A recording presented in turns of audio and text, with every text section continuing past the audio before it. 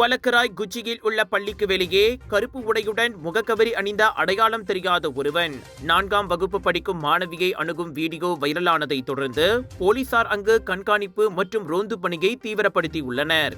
குற்றவியல் அச்சுறுத்தல்களுக்கு ஆளாகக்கூடிய மாணவர்களின் பாதுகாப்பு தொடர்பில் போலீசார் தீவிர கவனம் செலுத்துவதாக கொலக்கராய் மாவட்ட போலீஸ் தலைவர் சூப்பரிண்டென்டென்ட் மசலான் மாமாட் தெரிவித்தார்.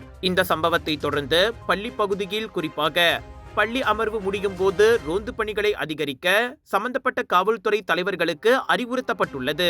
மேலும் பெற்றோர்கள் அல்லது அவர்களது காப்பாளர்கள் வரும் வரை பள்ளி வளாகத்திலேயே மாணவர்கள் தங்கியிருப்பதற்கு பள்ளி முதல்வருக்கு ஆலோசனை தெரிவிக்கப்பட்டுள்ளது. பள்ளியின் பாதுகாவலர்கள் கண்காணிப்பை வலுப்படுத்துவதுடன் பள்ளி பிள்ளைகள் அவர்களது பெற்றோர்கள் மற்றும் காப்பாளர்களுடன் வீட்டிற்கு செல்வதை உறுதிப்படுத்த வேண்டும் என்றும் சூப்பரிண்டென்டென்ட் மசலான் மாமாட் வலியுறுத்தினார்.